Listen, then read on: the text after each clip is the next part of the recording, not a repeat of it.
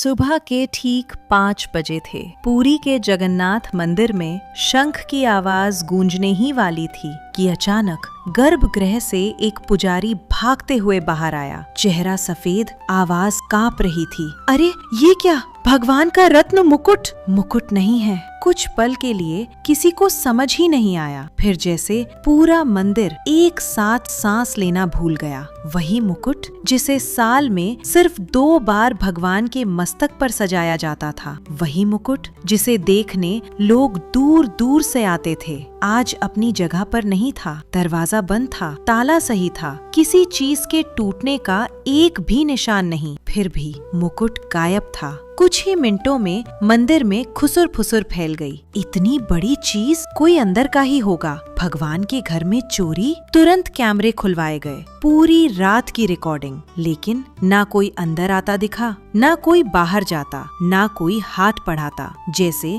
उस जगह पर रात में कोई आया ही नहीं। मंदिर के पीछे वाले गलियारे में एक छोटी सी लड़की बैठी थी। नाम था गौरी। असल नाम किसी को नहीं पता था। सब उसे गौरी कह देते थे क्योंकि उसके गले में हमेशा एक फीकी सी पीली चुनरी बंधी रहती थी। उम्र कोई 7 साल, बहुत दुबली और एक आंख थोड़ी कमजोर। गौरी मंदिर में ही रहती थी। कभी फूल चुन लेती, कभी दिए साफ कर देती और बाकी समय बस भगवान जगन्नाथ को देखती रहती। अगर कोई उससे पूछता तेरा घर कहाँ है, तो वह बिना कुछ सोचे बस ऊपर देखती और धीरे से कहती यही है। लोग मुस्कुरा देते, बेचारी। लेकिन कोई नहीं जानता था कि गौरी बोलती बहुत कम थी, क्योंकि वो सुनती बहुत ज्यादा थी। वो भगवान को भगवान नहीं मानती थी, वो उन्हें अपना सहारा मानती थी। हर रात सोने से पहले वो मूर्ति की तरफ देखकर बोलती, आज डर कम लगा, आज नींद आ जाएगी। कभी फुसफुसाकर कहती, आज मुझे अकेला मत छोड़ना। उसी दिन दोपहर को मंदिर के बाहर एक आदमी बैठा दिखाई दिया। कपड़े बहुत साधारण, चेहरा थका हुआ और गोद में एक छोटा बच्चा। वो अंदर नहीं गया, बस सीढ़ियों पर बैठा रहा। गौरी उसे देख रही थी। थोड़ी देर बाद वो खुद पास गई, धीरे से बोली, अंकल बच्चा सो रहा है। आदमी की आंखें भर आईं। नहीं, बेहोश है। फिर बहुत धीरे बोला, दिल की बीमारी है, आज आखिरी तारीख है ऑपरेशन की। गौरी कुछ नहीं बोली, बस बच्चे को देखती रही। फिर अचानक पूछ बैठी, उसकी मम्मी? आदमी ने सिर झुका लिया। 2 साल पहले चली गई। गौरी वहीं बैठ गई। कुछ देर तक दोनों चुप रहे। शाम को जब मंदिर के कपाट बंद हुए, गौरी अंदर नहीं गई।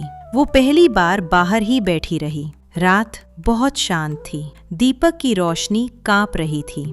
गौरी चुपचाप उठी और धीरे धीरे गर्भगृह के पास चली गई। वहां पहुंचकर वो फर्श पर बैठ गई और बहुत हल्की आवाज में बोली, अगर कोई अकेला हो तो क्या आप उसकी सुनते हो? मूर्ति चुप थी।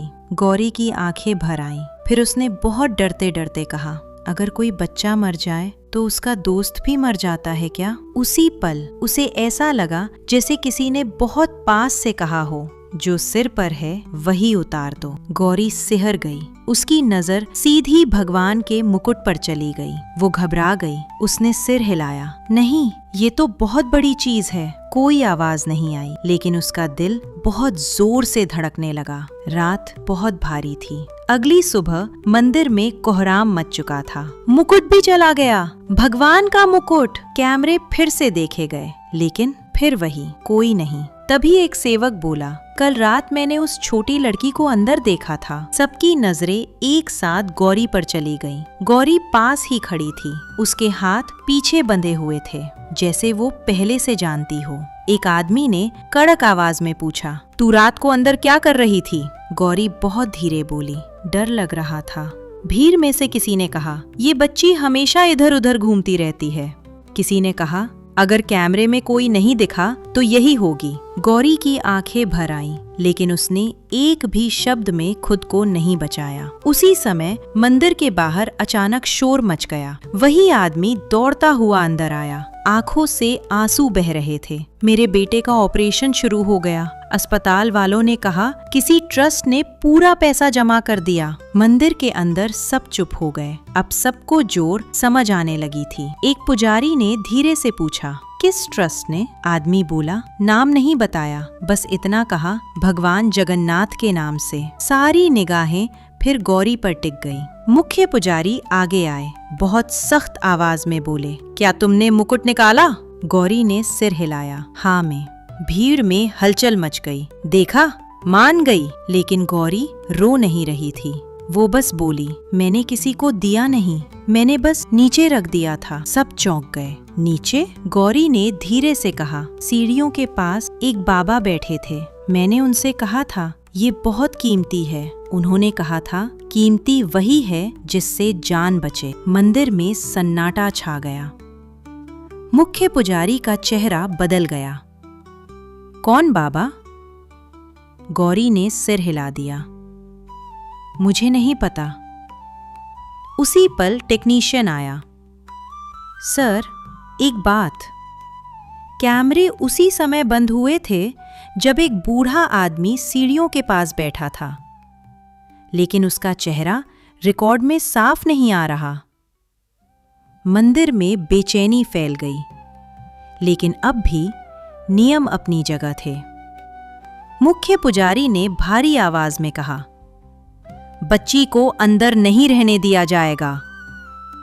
गौरी चौंकी नहीं, बस धीरे से पूछा, तो क्या मैं रात को भी यहां नहीं बैठ सकती?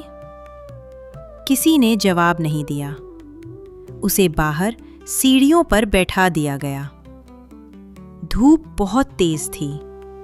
वो चुपचाप बैठी रही, शाम तक, फिर रात, और आधी रात के बाद गौरी बेहोश हो गई। तेज बुखार, सांस बहुत हल्की। सुबह किसी ने देखा तो शोर मच गया। मुख्य पुजारी खुद बाहर आए। पहली बार उन्होंने गौरी को गोद में उठाया। उसी समय अस्पताल से फोन आया। वही आदमी रोते हुए बोल रहा था, मेरा बेटा बच गया, पूरी तरह ठीक है। मंदिर के अंदर लोग सिर झुकाने लगे, लेकिन बाहर एक बच्ची तप रही थी। एम्बुलेंस बुलाई गई। गौरी को ले जाया गया। मंदिर के अंदर फिर बहस चलने लगी। पर मुकुट तो वापस नहीं आया, अब क्या? अगली सुबह सफाई करते वक्त गर्भगृह के सामने एक छोटा सा कपड़े का थैला मिला। अंदर कोई पैसा नहीं था, बस एक पर्ची थी। उस पर लिखा था, मुकुट बेच दिया गया है, पैसे बच्चे के इलाज में चले गए हैं, बाकी बचा हुआ पैसा मंदिर के गुप्त खाते में जमा है। नीचे एक लाइन और थी, अगर भगवान सच में सब देखते हैं तो शायद आज किसी ने सही देखा। और उसी सुबह भगवान जगन्नाथ के मस्तक पर वही रत्न मुकुट फिर से सजा हुआ था, पूरी तरह सुरक्षित। कैमरे फिर देखे गए, लेकिन इस बार भी न कोई आया, न कोई गया, न कोई बाबा। कुछ दिन बाद खबर आई, गौरी बच गई थी। कमजोर थी लेकिन जिंदा थी। जब उसे दोबारा मंदिर लाया गया तो वो सबसे पहले सीढ़ियों पर बैठ गई। अंदर जाने की कोई जल्दी नहीं थी। मुख्य पुजारी खुद बाहर आए।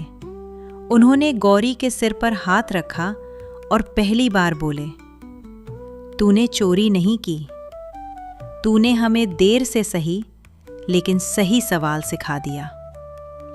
गौरी ने बस पूछा, वो बाबा फिर आएंगे? मुख्य पुजारी ने भगवान की तरफ देखा और बहुत धीरे से कहा, कुछ लोग दिखने के लिए नहीं आते, कुछ लोग सिर्फ सही समय के लिए आते हैं। और उसी दिन मंदिर के बाहर एक दिया जलाया गया, किसी बच्चे के नाम पर नहीं, बल्कि उस गलती के नाम पर जो समय रहते ठीक हो गई थी। जय जगन्नाथ।